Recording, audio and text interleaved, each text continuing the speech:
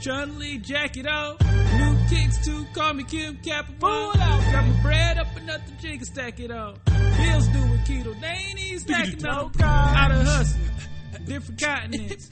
Foreign exchange trades and I ain't got no common sense. No features like I can't take a compliment. Committed to the game, but hard to be monogamous. Too many fish in the sea and I wanna see them. Gotta be extra the way to be up in my DM. Splash. Handle my own lane, ain't got no time for BM. Already in the car, let's get BM.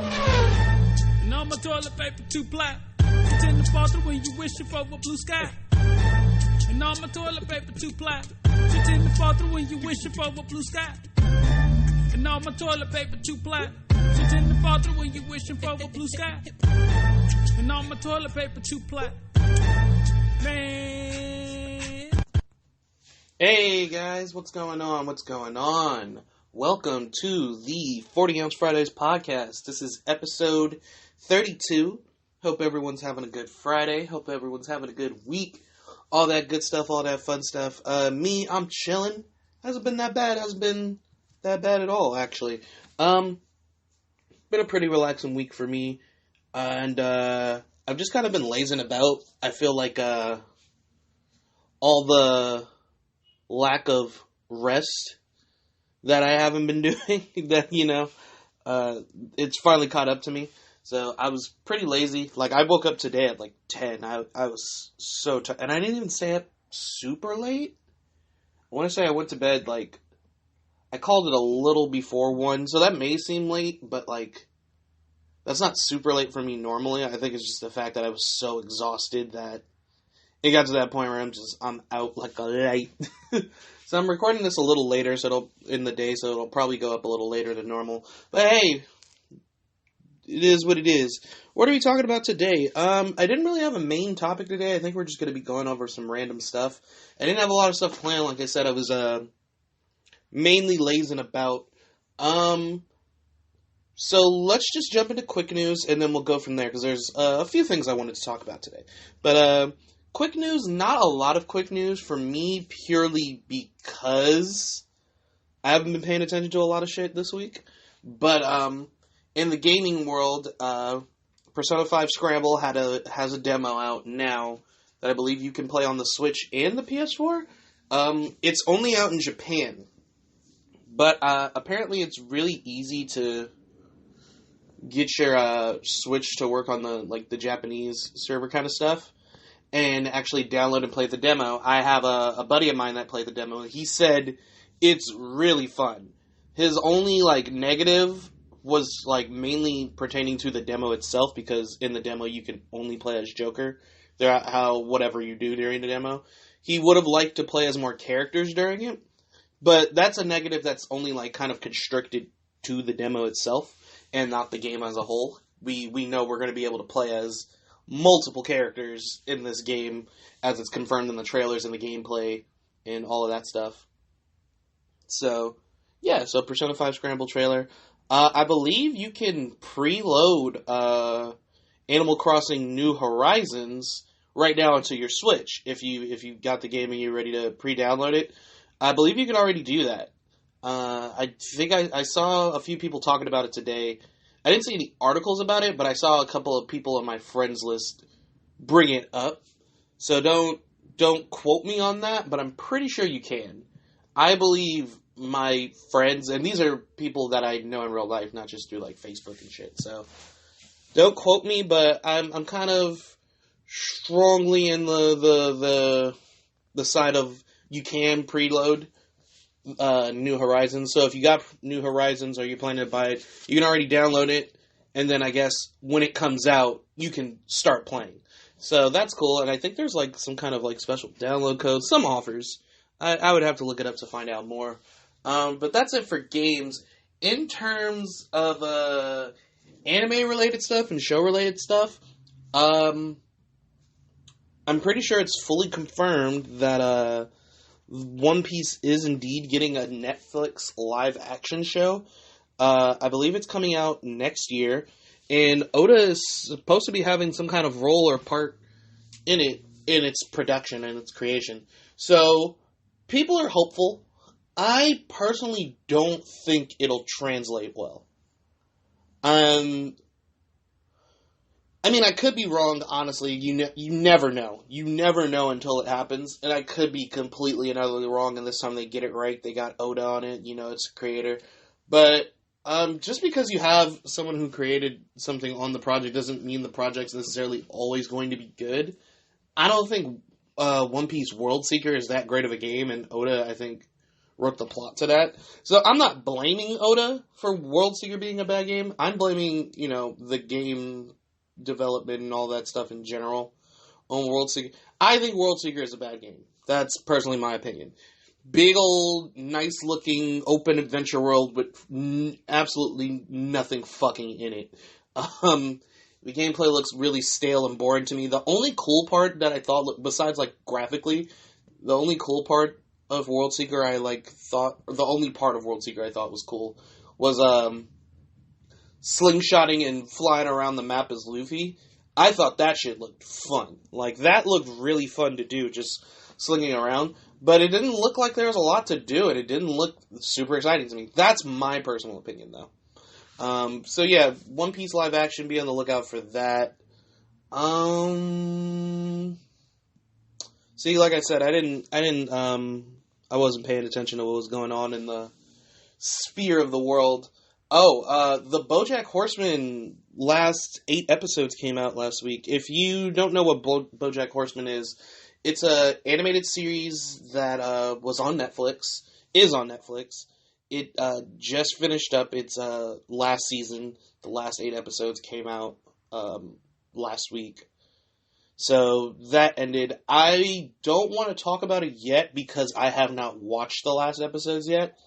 When I get the time to watch the last episodes, I think I'm going to dedicate a whole podcast episode to the series as a whole, because that is a really good show. If you're going through anything in life, whether it be physical, emotional, mental health kind of thing, especially that show is extremely relatable in terms of that. And Bojack Horseman is funny, don't get me wrong. But it's funny in a really dark humor sort of, it's funny in a way how depressed people, laugh and stuff at jokes. It's that kind of vibe. But it feels so natural because it's so relatable to people going through those same or at least similar struggles. 6 seasons, dude. Oh, it is worth the ride. It is such a good show. I'm sad to see it go, but at the same time, it's quit while you're ahead kind of thing. And it feels right that it's ending here, I haven't watched the last 8 episodes, but at the point where I did watch, because they released the first half of the last season and then the second half just got released. Watching that first half, I was like, yeah, this feels like it's about time it comes to its conclusion. If you haven't watched BoJack Horseman before, I highly recommend it. It's on Netflix. It's an animated show. Looks a little silly, but trust me, watch it. It is fantastic. You will be wrapped up in that world. It's really, really, really good. You'll laugh, you'll cry, you'll feel it.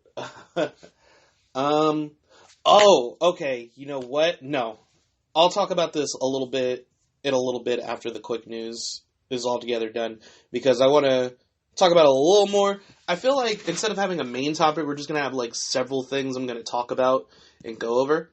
I think for quick news, though, that's kind of it. Games, and then TV I didn't have a lot to say about. Like I said, wasn't paying attention to you guys. That's my bad. I've been lazing about this week. I did some writing stuff, but in terms of focus, it was all over the place. Manga. The Gray Man released a new chapter last week, honestly. I believe it did. Yeah, I believe it was last week. So, if you want to read The Gray Man, it was one of my recommendations. Just letting you know, a new chapter of The Gray Man did go up. So, be just as confused as the rest of us. I believe a new chapter of Blue Exorcist also went up recently. And then My Hero Academia is a weekly thing, so just tune in every week. Oh, that's another thing to talk about. See, we're going to be talking about a couple of things, and it's all just coming to mind right now. So I think that's about it for, like, quick news stuff. I don't really think there's anything else left to discuss that's going on in my brain. There's probably plenty. Like I said, I wasn't paying attention to the world this week. I was in my own little headspace. So yeah. So moving on to, like, recommendations. Let me recommend some stuff for you guys. In terms of anime, something we're going to be talking about today, too, for a little bit. Because I've only watched the first 2 episodes, and when I was watching it, there were 5 up, and there might be, like, 6 about to be up in a minute. But the anime is called Keep Your Hands Off Eizouken. I believe that's how it's pronounced, Eizouken. This show, if you're into animation, if you're trying to, you know, make your own cartoon or anime-style show, work in the animation field, or into that kind of information and artwork, if you're like a dreamer like that going around those lines, this is the show for you. Like, this is a good fucking show if you're really interested in that stuff. And I really like it, even though, like, I personally I can't draw to save my life. I can't do any of that animation kind of stuff. Not good at it. I'm a writer. I don't draw really well. But coming from, like, the viewpoint of the main character and how she was younger and saw, like, this adventure anime show or film that she saw when she was a kid, and just being immediately wrapped up in that world and just, like, this sense of adventure that she craved. She got that hook, that fixation from watching that stuff and just got hooked on it ever since. Like, I vibe to that so hard. That's the reason why I want to write, is because of stories and shows that I saw as a child. Like, you're just like, this sense of adventure is being fulfilled in this form of media. And I don't necessarily want to make an animated show. Like, I would love if Another Random Tale got animated into a cartoon, as long as we had it strongly made on our terms and not have a lot of stuff changed of it. Working on the comic book right now, but I vibe to that immediately. Like, and that's like within the first 5 minutes of the first episode, probably even less than that. I was hooked. Like, oh, that feeling. They got that feeling portrayed. Like, the whole beginning portion of that sense of adventure and making stories and making worlds, mainly, is what it was. That story captivates that and hooks that in so well. So we'll be talking about that a little bit more in a minute. I watched the first 2 episodes. I really love that show. So yeah, if you haven't watched it yet and you're into animation, production of anime, wanting to get into that world, anything like that, even a writer like me, just like writing, you will love this. It's called Keep Your Hands Off Eizouken. I believe, correct me if I'm wrong, but I believe it's pronounced Eizouken. So there's that. Manga recommendations. I've already recommended Blue Exorcist, The Gray Men. Oh! I recommend Medaka Box. And I know I've talked about Medaka Box a number of times before on the podcast. A couple of times. It's in my favorite, like, series. And I put it in my favorite anime series, but I more so put it in I think I counted that list for both anime and manga, just because it's a mixed bag. Read Medaka Box, don't watch Medaka Box, because one, they don't even get to the best arc of the story in Medaka Box, really. Like, they get to that hinting of that next part, and then they don't do it. And I was like, oof. And I don't think the anime captured what Medaka Box was that well. I feel like they missed the mark on some points. That the manga just made some fantastic arcs and some fantastic little puzzle kind of it's cool, and the way, like, it jumps around with its genre is, like, so natural but so wacky. Like, it's like, oh, this is like a slice of life. Haha, no, it's a shonen. Haha, it's a romance. It really fucking, it's not like, oh, it's a mixed bag of all of these. It's like, it's jumping around through genres every arc, but it feels so natural. It's like, yeah, you know what? This is still Medaka Box, and I really like that. It's not a long story either. I think it's only like 200 and something chapters. But I read it really fucking quick.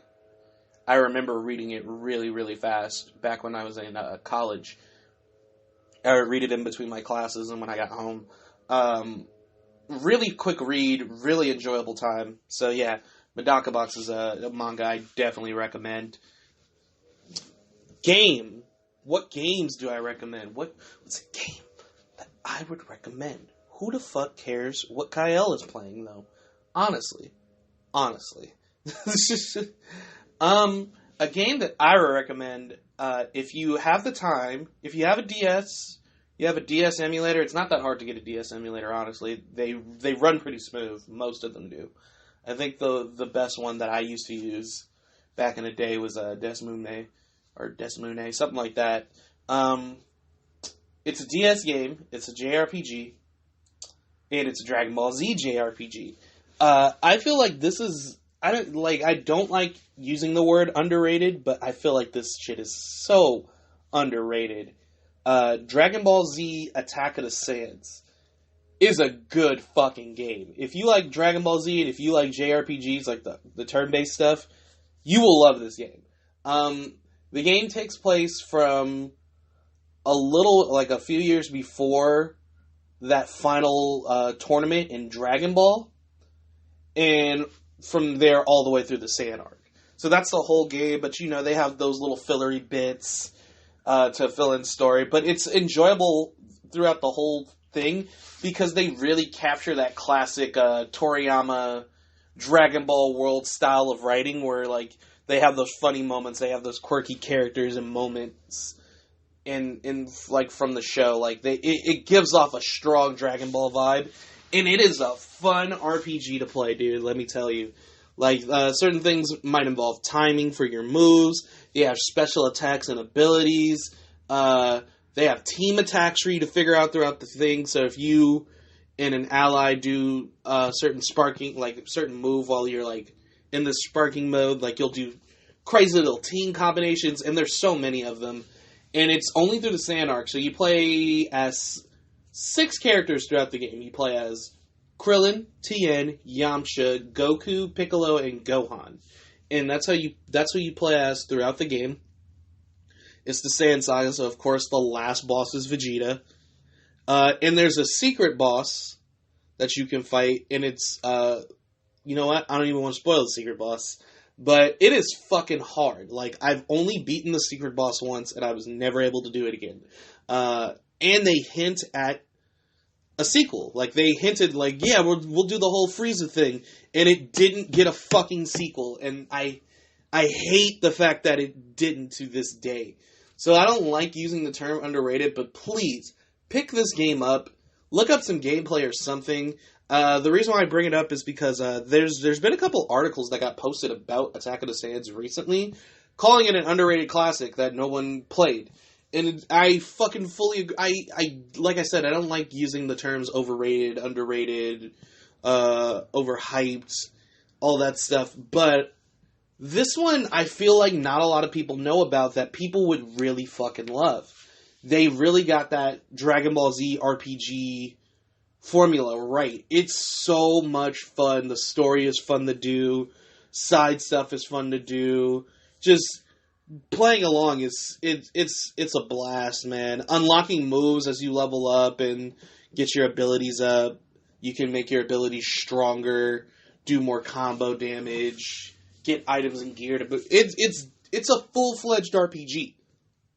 It is an RPG. It's a lot of people I know a lot of people have been saying Kakarot is fun, but it doesn't feel all the way RPG. It feels like, I don't want to say it's like a fake RPG, but because it's not. There's definitely plenty of RPG elements in it. It feels like it's not hitting all those things just right. So that's why a lot of people are saying if you're a real if you're a Dragon Ball Z fan, you'll love this game. If you're not a Dragon Ball Z fan and more of an RPG fan, you'll probably think it's alright or eh. And that's fine because they were just trying to hit that niche audience at that perfect point. So the game did what it was intended to do. But if you're RPG fan or a Dragon Ball fan or both, you will love Attack of the Saiyans. So I highly recommend that. And yeah, movies. What's a good movie that I can recommend for you guys? I'm trying to think of something. I don't want to say something that I know a bunch of people have, like, already watched. You know what I mean? I'm not a huge, like, movie buff kind of dude. Which is why it's kind of hard for me to recommend stuff sometimes. I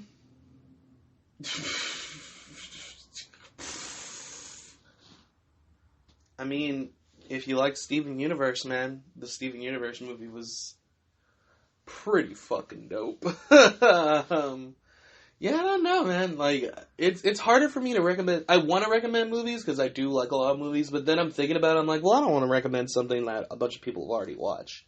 So I'll probably work on that. Maybe I got to get my movie clout up. That's probably what I'll do. Probably just get my movie game up. But anywho, let's move along to the Yu Yu Hakusho review, and then we'll move on to these topics. So, Yu Yu Hakusho, episode 4, Requirements for Love. This episode is very straightforward one. We're just about to reach the finale of the first arc, you could say, of Yu Yu Hakusho, which is Yusuke trying to get his body back, this whole ordeal to get his life back kind of arc. There's one more episode, but in this episode, a young girl, a spirit looking like a young girl comes in, and she apparently is checking up and making sure that people actually want Yusuke back to life. Like, is there a good enough reason, strong enough purpose, da-da-da-da-da. And she's checking in. Mainly, she's interested in investigating Keiko, since the two seem to be close and in love, even though Yusuke continuously denies it. This episode's really straightforward. We should be able to get through this one quick. The whole plot is she shows up to do that.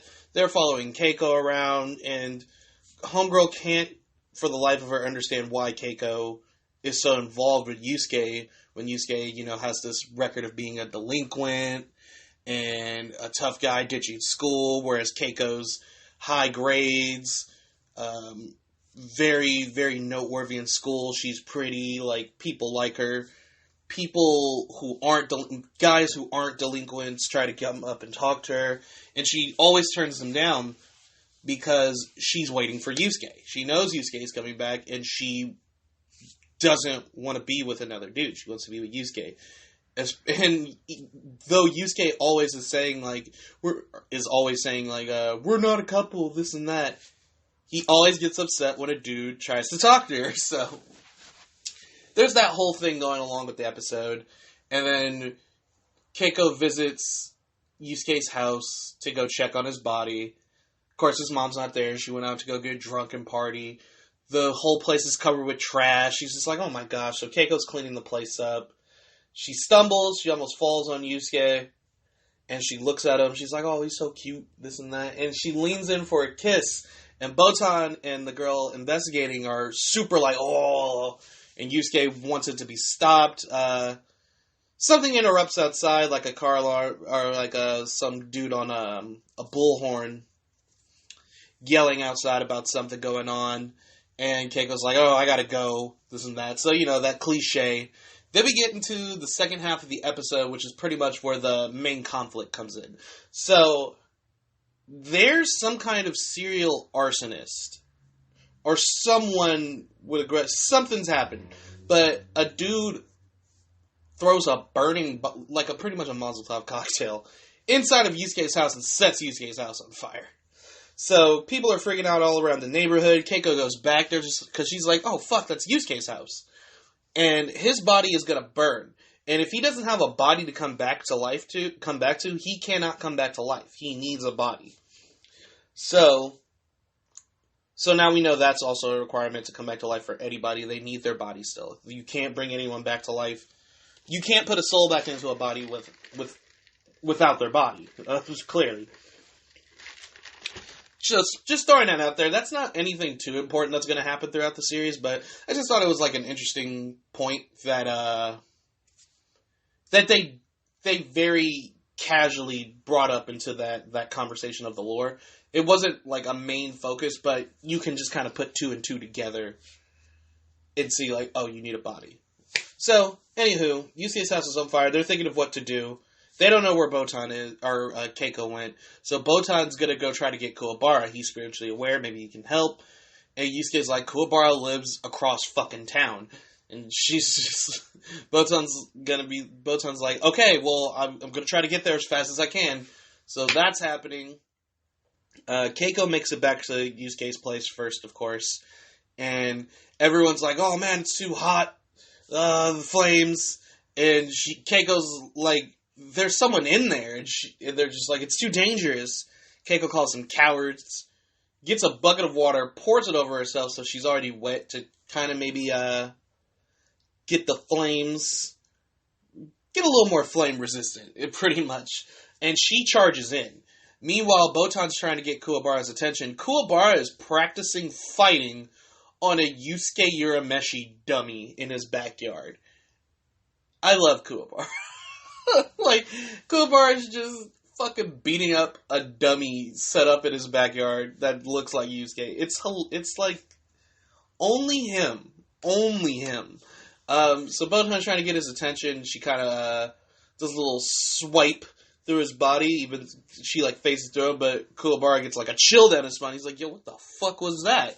And then he notices off in the distance a bunch of smoke, and he's thinking, I feel like I should go there. So he starts heading down there. Meanwhile, back at Yusuke's place, Keiko gets to Yusuke's body. She wraps it up in the blankets, and she's trying to drag him out. The flames are getting more intense. They're getting more hot. Smoke is pouring in. It does not look like Keiko is making it out of this fire alive. And Yusuke's panicked. Yusuke's freaking out. He's like, there has to be something we can do. There has to be something we can do. She shouldn't have fucking done this. Yusuke is, like, scared. He's really, he doesn't want her to die. So then they bring up, if you throw that egg that you've been feeding your spirit energy to, it'll use its power to help Keiko get away. But if you do that in return, you lose that spirit beast. You've hatched that energy prematurely. So then you can't use that to get your body back. And without hesitation, Yusuke's just like, I don't give a fuck. There's no point in me being alive if it means Keiko has to die. So he fucking chucks that motherfucking egg into the fire. And it opens up a path that Keiko can walk to get out safely from the flames. It, like, pushes the flames aside and gets her straight to the door. Kuwabara's there. He helps drag Yusuke's body out from the flames and get her out to safety. And after that, I believe the fire department shows up and everyone's safe. So thankfully that happened. Kuwabara's just like, what are you dragging anyway? And sees that it's Yusuke's body. Kuwabara does not know Yusuke is coming back to life. The only people that know this is going to be happening, that Yusuke is alive somehow, are Keiko and Yusuke's mom, Atsuko. They're the only two people that know that in the living world. So Kuwabara is naturally like, what the fuck are you doing with Urameshi's corpse? And so they drag him out of there, and she's like, I'll explain everything. We gotta go before, So they're talking, and Yusuke's just like, hey, don't get fresh with Keiko, but like he's speaking from his side, but Botan, she's like, hey, you do realize that you can't come back now. There's nothing you can do. You threw that egg in. That was your ticket. It's past. And Yusuke, it all starts to, kind of hit him at once. He knew he did it, but now he's coming to that realization. He's like, fuck, I really did it. There's nothing I can do to come back to life. So Yusuke kind of is just ready to accept his fate after a minute of just like, damn. He's just like, okay, let's go. Take me to the afterlife. Big ass spiritual astral projection Koema appears in the sky, right? This is a little Deus Ex Machina here, right? He pretty much says that Yusuke, due to your efforts of why did the words escape me, like, immediately? Because Yusuke did such a selfless act of throwing that egg into the fire to save Keiko's life, giving up his chance to come back to save her showed, like, a truly compassionate side to him. Like, something like he really does care about these people. And it showed something that he wasn't just some selfish delinquent punk as well. That and saving the kid from the car accident earlier. I'm just saying. So, Koema also says, like, hey, man, it also shows me that you got what it takes to give it your all on some stuff. Also, you've been dead, so you'll have that natural ability to see spirits and ghosts when you come back to life. You know what I'm saying? So he's like, wink, wink, nudge, nudge. You coming back, but there's a catch. So anywho, they're not really paying attention to that. Yusuke got his body back, or Yusuke is getting his life back due to his selfless deed. And next episode, we're gonna get to the conclusion of this arc, the finale of it all. And then the second half of that same episode thus starts where shit really goes down. So that's episode 4. I feel like out of the first 5 episodes, because this is me thinking episode 5 too, but even like with just these 4 that we've talked about so far on the podcast, this is probably by far the weakest of the 4. Like, this is probably the weakest episode of the arc. And I know that sounds crazy because there was such that critical point of Yusuke's selfless act, but I kind of feel like the writing was a little bit muddled here and there. Just certain things when I'm going back and thinking about it, I'm just like, Like, the whole thing where, like, we gotta see if anyone really wants you back. It's like, I feel like that was already so well established in episode 1 that there's several people that were really, really sad that he was gone and would rather have him here at his wake. So, you know, like, Keiko, Kuwabara, his mom, Iwamoto, I believe his name is Iwamoto, the principal dude, and the little boy, like, all those people showed that, like, hey, he was a good guy, like, this and that. Like, people wanted him there. I thought that was kind of already established, so the fact that they had to have an episode where she was checking in, I feel like that was a little more pandering. I feel like a better way they could have made, Togashi could have made that episode, or that chapter, you know what I mean, thinking manga-wise, is to have that egg, maybe she's checking on the egg more so than seeing if people want him back and mainly checking on Keiko. It could have been that she was checking up on the spirit egg to, like, kind of give him, like, a lowdown of what's going on, talk about the egg a little more, maybe give a little insight on it, and then she kind of gets nosy about his connection to Keiko, and that's what leads into the episode with the fire, and they could have done the whole throw the egg in. That I think would be better. Also, the whole thing with, this one's not as big of a deal as what I was talking about before with the whole, like, we already know people want him back, so why are they checking in if he should be coming back? This one is just a little more of a petty thing for me, but, Koema Ex Machina, I feel like that was a little weird, because if Koema had the ability to just be like, hey, yeah, we'll give you your life back in the end of the day, like, why didn't he just do that to begin with? And I understand it's because of the story, like, you gotta see if he deserves it, this and that with the spirit egg, this for plot later, of course. That's how all story writing is, because of plot. I'm not the type of person to be like, damn, plot really hold this nigga.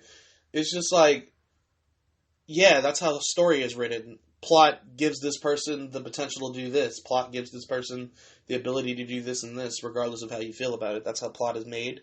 So I get that, but at the same time, it's just like, Yusuke deserved his life back regardless because he was not supposed to die yet. You know what I mean? Like they say, like, oh, you weren't supposed to be dead yet. We don't have a place for you right now. So then they give him the chance or the opportunity to get his body back and he has to do this stuff. Why can't he just get his body back? You know what I mean? I feel like that was weird. It's not really that big of a deal, because at the same time you could say, like, oh, well, I'll just, you know, pull some strings and get your life back anyway. So, like, maybe he had to do the ordeal, but since Koenma is making an exception due to what happened, he's gonna pull some strings and get Yusuke's body still. But at the same time, I just thought it was weird, like, looking back on it in hindsight.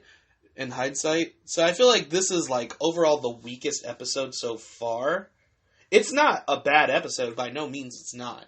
But out of the 4 I've reviewed and talked about and discussed so far, I think this one is at the bottom for me personally. What do I think is the best episode? Subjectively, my favorite episode so far is episode 3 with Kuwabara. That's my nigga. Objectively, I think the best episode so far is episode 2, where Yusuke had to make sure his body doesn't get fucking cremated. Because it sets up a lot of stuff with, like, Kuwabara being able to see spirits, and this and Keiko and Yusuke's relationship even stronger and stronger. That sigh of relief when Keiko and Yusuke's mom realize, aww, like, he's gonna be okay, you know, those kind of things. So, objectively, I feel like that's the best episode so far. Second best episode would probably be the first. Like, those first 2 episodes are really fucking good, and they set a tone. And the last thing I want to say is, well, you know what? I'll talk about that next week, since this arc's concluding, because it has to do with, like, the way this arc flowed, and how it wasn't really, like, super shonen, compared to the arcs that are going to take place from this point forward. So we'll talk about that next week. Next week's episode is called Yusuke's Back. They make it no secret that Yusuke's coming back. But there's going to be one last hurdle to jump, and it's something we'll see in the first half of episode 5. So next week, we'll be reviewing episode 5, Yusuke's Back.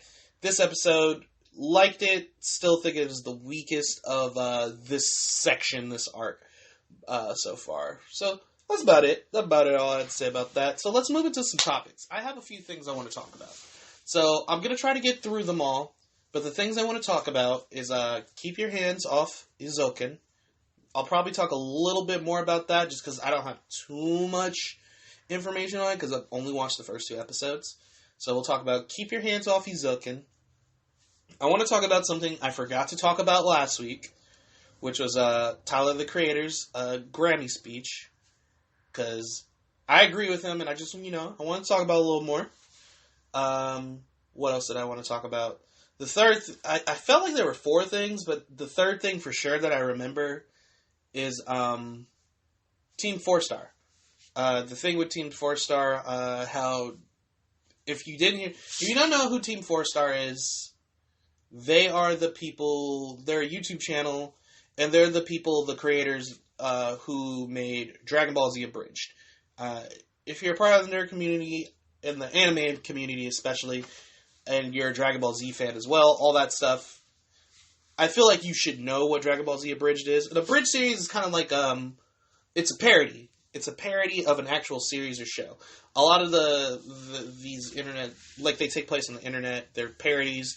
They joke around with the story as they go along, kind of poke fun at inconsistencies or, like, dumb choices, this and that. But a lot of them, usually the better Abridged series are usually the ones made by people who actually enjoy and love these series that they're parodying, are making a parody of. And I feel like that makes sense because, purely because, I guess we're going to talk about this one first, since we're already so deep into it. I feel like that works best for a parody because if you truly like something, you're going to make fun of it regardless. Like, Yu Yu Hakusho is my favorite anime of all time.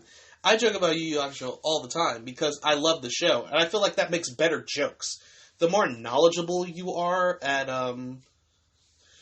any kind of subject, the better jokes and, like, things you're going to be able to point out and call out about it because you know so much about it. Rather than someone outside this community who makes, like, this kind of, like, generalization joke, and you'll be like, well, that's not really funny because that's not really true. You know what I mean?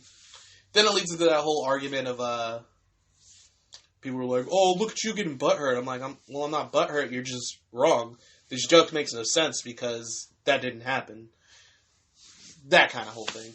But all that aside, I believe it was yesterday. There had already been talk before this, because Dragon Ball Z Abridged has been a series airing for about 11 years. They've been making Dragon Ball Z Abridged for 11 years. They made 60 episodes, and their season finales are usually parts. Their season finales are usually 3-parters. So it'd be like episode, for the Saiyan saga, it was 10 episodes. So 1, 2, 3, 4, 5, 6, 7, 8, 9, 10. But episode 10 was 3 parts long. So technically it's like 12 episodes. And same thing with season 2. Season 2 was 20 episodes. So then you had 22 episodes. Then you had season 3, which was 30 episodes. And so that ended up being like 32 episodes. So technically, they made 66 episodes of Dragon Ball Z Abridged, plus movies. They made several movie parodies, too. I can't remember, like, all of them, but they made a lot. I think the last one they made... What was the last movie parody? I think the last movie parody they made was the Brawly movie. The first one, not Dragon Ball Super Brawly. They only do DBZ Abridged. They have little shorts that they've done for Super, just for, like, certain parts of it, but they didn't do a fully abridged production of anything besides Dragon Ball Z in the Dragon Ball world. But over the years, they branched out. They made other abridged series. They do Let's Plays. They do live streams. They do other original content. They've become their own, like, group and company. They're more than DBZ Abridged now, but that's what started them. That was their biggest project. That was their most popular project. Arguably still is their most popular and biggest project. And that's what got them started.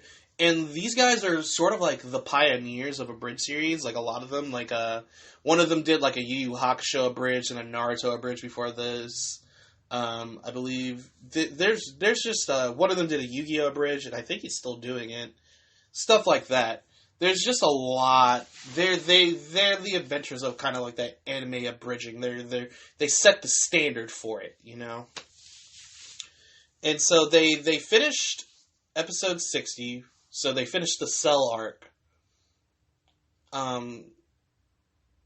Sometime last year. It was like early to mid of 2019. They finished the Cell arc. And it looked like, you know, a Boo arc was on the horizon. And originally, I believe they were talking about, like, if they did a Boo arc and they finished the Boo arc, they wouldn't be doing, like, a Dragon Ball Abridged or a Dragon Ball Super or Dragon Ball GT Abridged. They wouldn't be doing anything like that. If they finished the Boo arc, that was it. They were done with doing the DBZ Abridged stuff. Which made sense. And I don't think anyone was too bummed about that because they had been on board for DBZ, so they were just fine with seeing DBZ get finished Abridged. I was really excited for it because I was like, that's going to be so cool for them to end the series. Because it looked like every time they did a season, they added like 10 episodes. So season 1 was 10 episodes. Season 2 was 20. Season 3 was 30. So I thought we were going to get a 40-episode season of season 4. And when I say seasons, it doesn't mean like, oh, fuck, they're going to drop like, you know, maybe like 15 episodes this first half of the year, then 15 episodes later. They dropped episodes when they could drop episodes. Whatever, they have other projects, they have time, they have families, they have stuff they gotta do. So, because the Cell arc started years ago. Keep in mind, like I said, they've been working on DBZ Abridged for 11 years.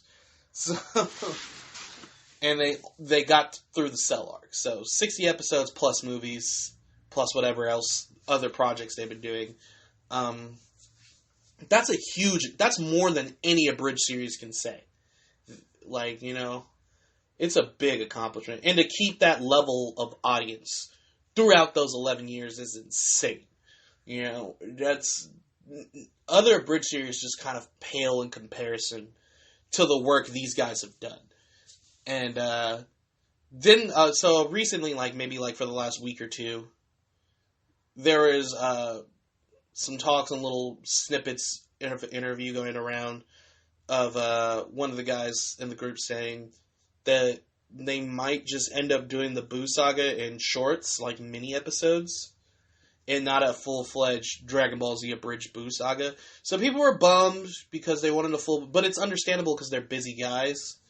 And then officially yesterday, it was announced that they kind of had just come to terms with the decision that they would no longer be moving forward with Dragon Ball Z Abridged, and that there were absolutely no plans for an Abridged Buu arc, and that pretty much confirmed that DBZ Abridged ended with the ending of the Cell Saga. So a lot of people were pissed. And they listed their reasons for why they were doing it, which were all valid points. You know, they didn't feel like they could do it as good as the other content. They put a lot of their heart and soul and blood, sweat, and tears into, like, the ending of that Cell arc, and I know they did because we didn't get the finale to the Cell arc for, like, a year. Like, episode 59 came out, and then we didn't get episode 60 until, like, a year later. But it was a production. It came out like a movie, dude. Like, if you watch all 3 of those parts, it was long. It was like an hour and something. It was a long finale. It was a full-fledged finale. Like, they really put their all into that ending. And I feel like I think they got to that point where it's just like, they put their all into that. And they pretty much said they don't think they can, you know, go any further. Like, it's not going to be the same. Like, their heart's not going to be in it. Maybe they don't think they can abridge it as well as the other arcs. You know, a lot of factors play into it. But they came to that decision that it'd be best to quit while they're ahead and just end it on that note. Now, this does not mean... I'm pretty sure this does not mean Team 4 Star is splitting up. I don't think that's what they were saying at all. Because they have plenty of other projects. They do a lot of stuff. They do Let's Plays. They do, you know, little D&D campaign kind of stuff. They have they have Hellsing Ultimate Abridged. I don't remember if that finished or not for them yet, but they had that. And they have a Final Fantasy VII Machina Abridged. So it's pretty much the original Final Fantasy VII game, but they made an abridged series of it. And they have one more season of that. They pretty much... When they show when they got to that point, the finale of the last season, which recently ended, pretty much the next season is going to be like the ending, the conclusion to that story. So they still have other stuff they're going to do. So Team 4 Star by no means is splitting up and just ending. They're just saying DBZ Abridged is no longer going to continue. And for me, that's fine, because 11 years is a long time to be working on one single project. It's a long time. And longer than anyone else expected to last, honestly. And when I started watching DBZ Abridged, I think about a year after it came out. I think, or at least like a year. It was after season 1 had already finished, because I watched me and a friend watched season 1 all the way through, and then we were like, "Oh, that's it." And then I remembered when they finally released the first episode of season 2, we were so hyped. We were like, "Oh fuck, it's really happening! They're really gonna keep going." And it's been a part of my life, and it's been a part of a lot of people's lives, because it's that nostalgia factor of like Dragon Ball Z, and we were all able to laugh at it because their jokes were so on point, you know? Because they were also fans of the series. So the jokes hit better because they actually knew the material. They knew the canon of the story. And like I said, you can parody something better the better you know the subject. And you could tell they were like really big fans of the Dragon Ball series, because it was hilarious. Like, everything they did for that show was great. And I would argue there were some more, like, serious moments that they executed better than the actual show. Like, the History of Trunks special, they did an abridged parody of that. And, the scene where future Gohan, like, dies. Why did that hit so much harder than the actual scene from that special where Gohan dies? And, like, the whole Trunks, like, they're really good at producing quality content and quality episodes. So, it made sense to me, like, you know, why they would want to end it here. And while I am sad, because I really wanted the Boo arc, I really wanted them to abridge the Boo saga, I was ready for it, I feel like they could have made that fucking, like, hilarious. It's, at the same time, it's like, no use crying about it, it's not gonna happen. And, you know, they ended it on their terms, and that's them. Like, you can't force someone to do something they don't want to do. And they don't want to do it. So, what's the use of getting mad? And the reason why I say that is, for the most part, majority population of Team 4 Star's fan base, I guess you could split it up into 3 groups. And I feel like the majority is like me, who's like, oh, it's sad that it's ending, or people who just, you know, the Boo arc, people who think, like, you know, the Boo arc sucks anyway, or some shit like that. It's the group of people that's just like, we get why you're ending it. Like, it's okay. Like, go ahead, do what you need to do. You don't need to keep doing it if you don't want to.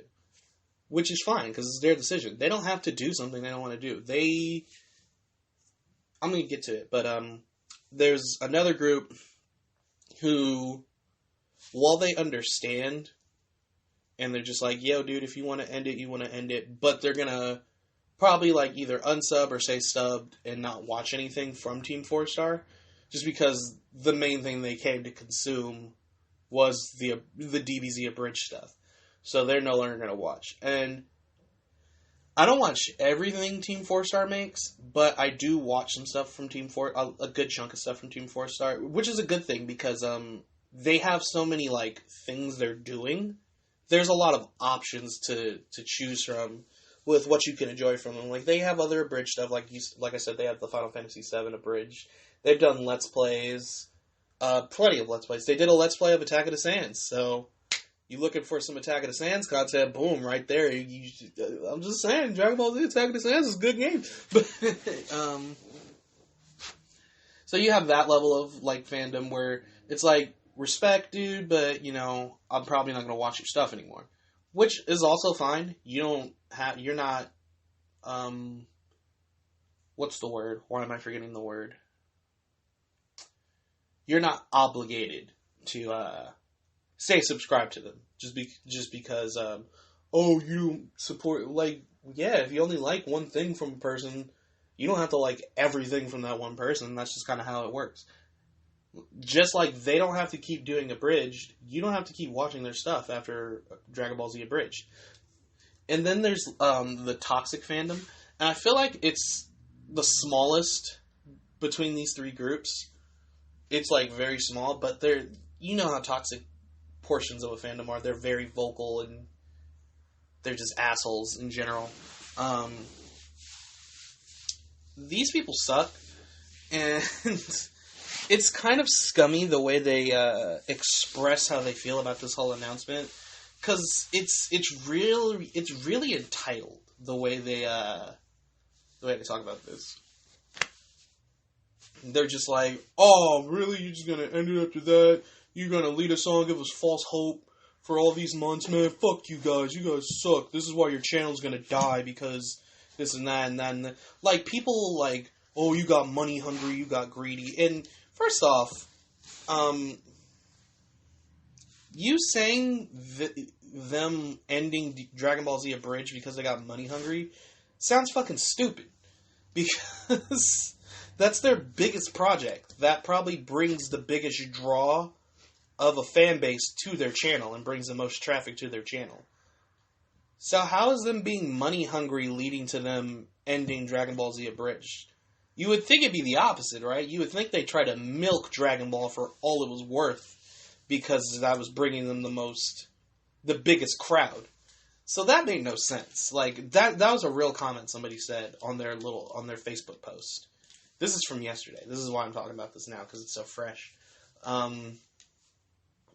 That was fucking ridiculous to me. I was just like, first of all, that doesn't make any sense. Like, I don't understand where you got that information from. That makes no fucking sense. But there's another dude saying, like, wow, you're just really gonna lead your fans on for 6 months saying, like, y'all, you're gonna do a Boo arc, and you're fucking not. If you knew you were gonna fucking do this, you should have told us from the start, this and that. First of all, you're not entitled to anything.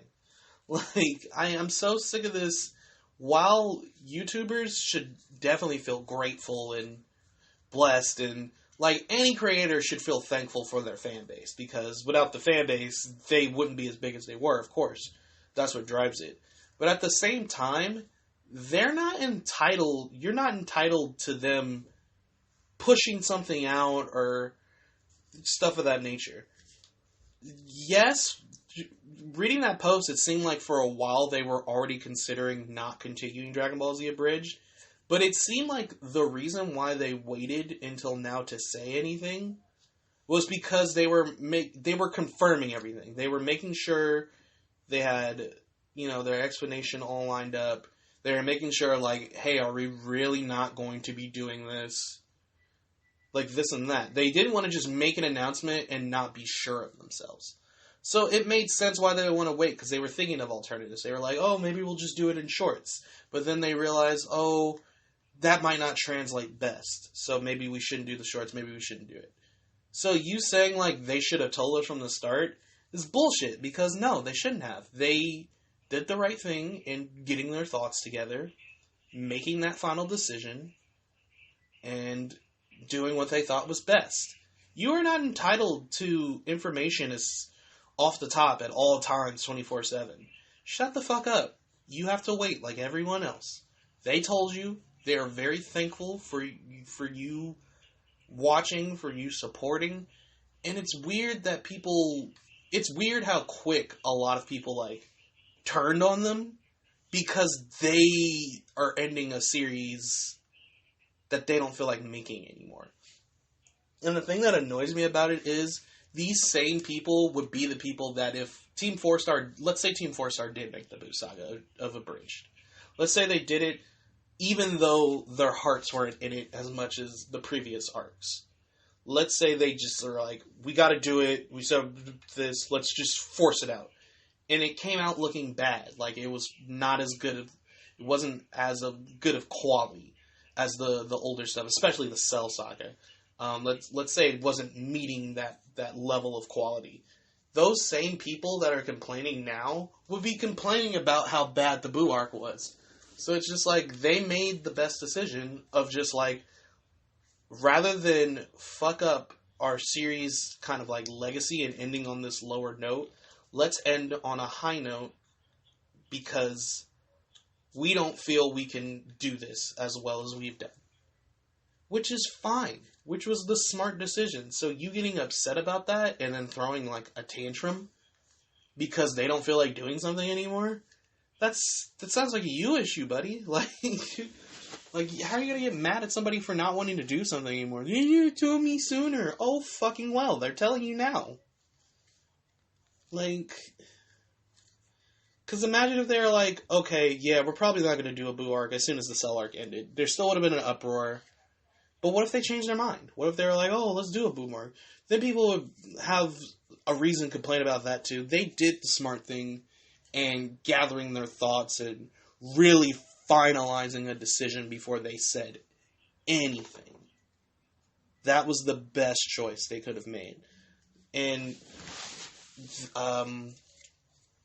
Kaiser, one of the people that works on the team, I believe his real name is Scott Francis or something like that. He posted a Twitter post saying how thankful. He posted a tweet this morning saying how thankful he was for all the fans, for all the love. Like, you guys really came through and supported us as we made this parody of an anime through all these years, and he was really thankful. And you can tell, like, they're a really cool bunch of dudes because they really enjoyed what they were doing while they were doing it. They enjoy doing what they're doing now. And they're really thankful. Like, they're honestly thankful for the fan base they have and the success they've gathered. So, people complaining, I feel like that's so weird. How are you that entitled over a parody series? Like, it's not that deep, bro. Like, we're all sad the show's not going to continue, but it's not that deep. Be over it. Be like, oh, that's a bummer. But you know what? You guys did your thing for like 11 years. You're moving on to better thing. 11 years. You wanted the... And who knows how long it would have took for them to do the Boo Saga. That could have been another 7 years right there. Like, and that sounds like an exaggeration, but it's really not. Because it's... The Cell arc ended in 2019. I believe the Cell arc started in 2012. Like... So that took, like... What? 7 years? So it's not that far-fetched to say that probably could have taken them another 7 to 10... Could have taken them up to another decade. Do you really think they feel like doing that shit for another 10 years? They're gonna be, like, older dudes. It's gonna be 2030. Like, they didn't want to do it. Just leave them alone. It's weird to just be complaining about that stuff. People are adults. Let them live their lives. But, big ups to Team 4-Star. They are definitely always going to be remembered as icons. And I'm saying it like it's over. Their channel's definitely not over. They have a huge fan base, and they do other projects. And the reason why they continue to do other projects is clearly because the projects get enough support for them to continue it. You wouldn't keep putting time and effort into content that nobody was watching or enjoying. So clearly people enjoy it. So they're going to be fine. They might take a little hit. They might take, like a chunk because of Dragon Ball Z Abridged ending. But I feel like they're going to have more time to focus on other projects, especially original content. And that's only going to bring them a bigger fan base because they don't want to just be known as these, like, one-hit wonders for Abridged, clearly. They want for Dragon Ball Z Abridged, clearly. They want to do other stuff. So, good for them. I think licensing issues also were a big deal for them because, what's it called? Is it Fuji TV and Toei Animation? They get seriously butthurt about, like, copyright stuff. Even when stuff is fair use, they will take your shit down and strike your channel. At one point, I think Team 4-Star's channel got deleted for, like, a period of time. Like, a couple years back. They got their channel back, of course, but that was wild. Like, they got, like, Toei Animation got really fucking aggressive and just took their channel down. Even though Team 4-Star was in fair, they had the right to fair use. Like, they could do that. They weren't profiting off of DBZ Abridged. And like I said, like, Money Hungry thing is weird because DBZ Abridged is a non-profit fan-based parody. So, like, they probably make money off the merchandise, but the draw of their channel is Abridged to watch other stuff, including original content, get merchandise that makes the money like that. It's weird, but people are weird. People always have some reason to be upset about something. That's pretty much it for Abridged. Look forward to... I recommend Hellsing Ultimate Abridged. That's a good Abridged series that they have. If you haven't watched Dragon Ball Z Abridged, I suggest you do it. It's really good. It's really, like, it's funny, and it's pretty accurate to the story for the most part still. Of course they take liberties because it's a parody, but you can enjoy the Dragon Ball Z storyline through Abridged. And I also heard rumors that they might be taking DBZ Abridged off their channel just for copyright reasons. I'm not sure about that. Hopefully they don't.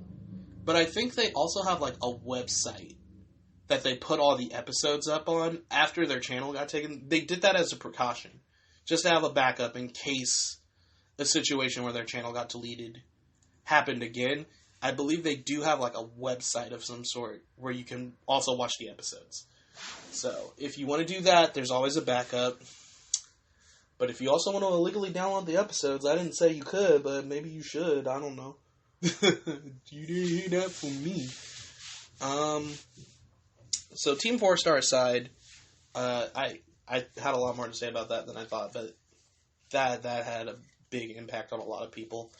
I think we'll talk about the whole Tyler the Creator thing, and then maybe, I guess next week I'll talk about Keep Your Hands Off Eizouken a little more in depth next week, because I probably won't have enough time to do it now, but if I do it next week, then I can catch up on whatever episodes I need to watch.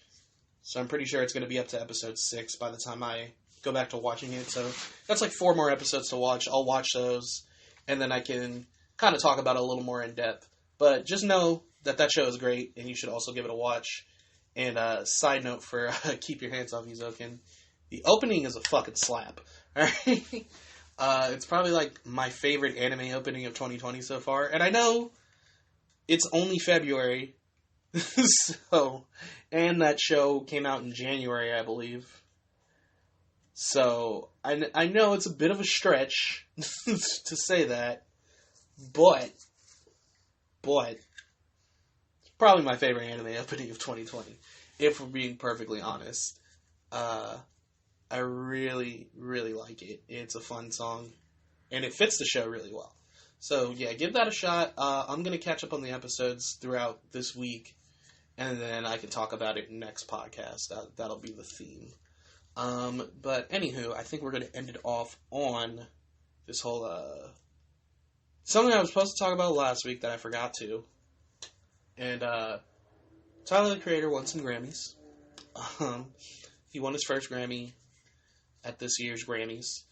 And, Grammy controversy aside, because I know there's the whole thing with the Grammy, like, you know, people are saying fuck the Grammys. Also agree, fuck the Grammys, but it was always, Tyler, even from, like, the start of his career way back in the day, like, during, like, the whole, Bastard and, Goblin days, he always talked about winning a Grammy. Like, he wanted to win a Grammy. And he finally did it, so good for him. Shout out to him. Good for him.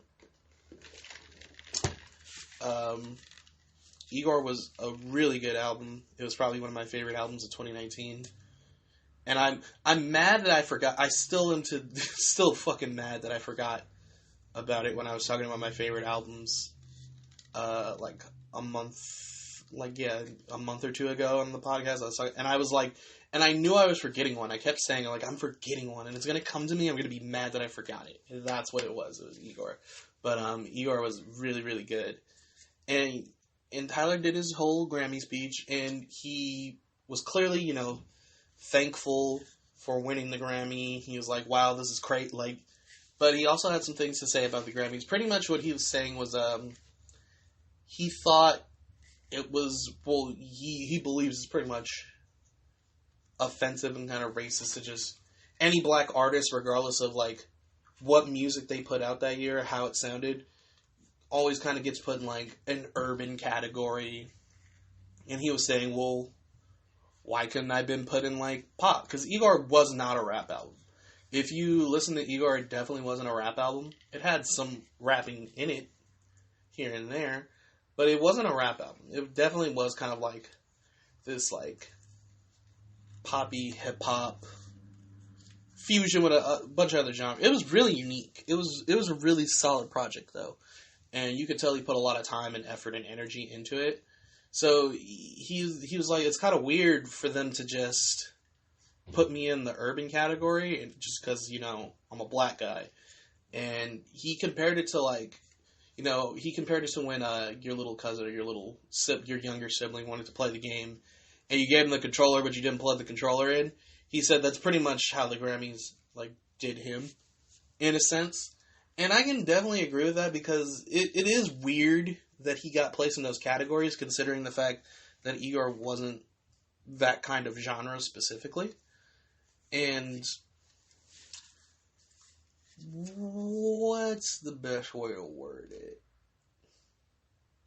There isn't a best way to word it. It is kind of low-key racist. But I think we've all always known the Grammys have been low-key, high-key racist. And also, who cares about the Grammys?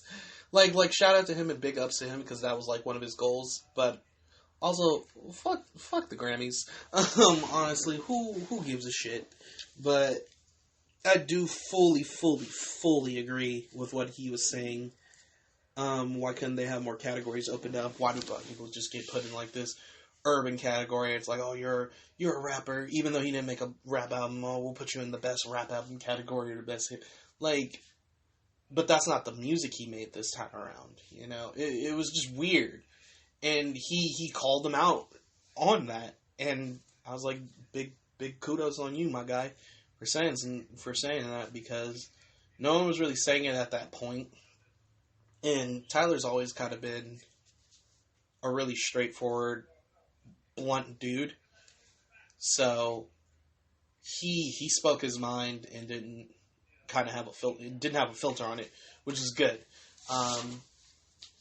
So maybe we'll see some change with the Grammys in the coming years. Who knows? Things can change. Shit happens. But I doubt it. But the fact that, Tyler was the one to man up and say something was really dope. Really like him as an artist. Really like his evolution as an artist. And no, I feel like that's about it I had to say on that. Just the fact that I just wanted to say that I definitely fucking agree. I was gonna do a little side episode like the whole another random rant thing on that, but I decided I was just like, nah, I'll just talk about it next week because there wasn't much to say on it besides the fact of saying I agree, so there wasn't like a big rant in that. I could have done the whole rant on the Team 4-star thing, but I didn't see that post until yesterday, and I was out all day. By the time I got home, it was like 7 o'clock, so I ended up doing like a little rant thing. But I think that's about all the information I was going to be talking about this week was going to be. So to kind of wrap everything up, since I have a little bit of extra time, I wanted to bring up the fact that I should soon, probably by March, somewhere early March, I'll have some better equipment for recording the podcast and some other stuff in general. Maybe some more better streaming stuff for the rants and things of that nature. Just better quality stuff in the coming weeks. So look forward to that. If not late February, then early March. That should ideally be when it happens. I should be getting a new computer so I can type my story stuff up on. I'm going to do the podcast recording straight from the computer. I've been looking up, some better headphones for recording, mics for podcast recording. I've been doing little bits of research here and there. So I'm probably going to look a little more deeper into that stuff, figure out what I need to do and what will be best personally for me and my setup. That way I have better audio quality, because that's one thing that really needs to improve, because I record from my phone with these Bluetooth headphones, and could definitely be better sounding. So I know. Also, when I get the computer, I also want to upload the podcast to other platforms. That way there's more options for people to listen. So I'm going to look into that. If you know any really good podcasting platforms I should be uploading my stuff to, let me know. And I'll look into that, and then by the time I get the new computer and the new setup, I'll probably expand on wherever I upload the podcast at. So, but right now, the best place to support is the Podbean app, fresh out of here. So go ahead and, like it, leave a comment, say something, say what's up, let me know how you feel. Any questions, comments, concerns, and why not follow, let me know you're supporting. I also uploaded to the Facebook page, Art Project's Facebook page. That is a capital A, a capital R, a capital T, then a capital P, and then the rest lowercase project. Art Project. You can search it up. It's a page. I upload the podcast episodes there. I upload any updates I have for podcast topics. Upload any updates to the comic book I'm working on and other random tales straight to there. And anything else I'm working on, upload straight to there. That's kind of the hub world for me and the best place to look up any updates for anything I'm doing. Also kind of the best place to contact me as well if you have any questions for business purposes, want to work together, stuff like that. That'd be cool too. But yeah, within this next month gap of time, expect an upgrade. So hopefully we'll get to that when we get to that. Also, just wanted to say thanks for supporting. Cool. We're 32 episodes deep. Next week is episode 33. That's kind of crazy. So, next week, I'll catch up on Keep Your Hands Off Eizouken. We'll get to that. We'll talk about that because I really think it's a fantastic show. Also, I just want to say, if you have watched Keep Your Hands Off Eizouken, I believe her name is Kanamori. Fucking same energy. Like, her energy is fucking top notch. All about that bread. I feel it. But other than that, that's about it. And I'll catch you guys next week. Thanks for listening. Have a good Friday. Have a good weekend. And later.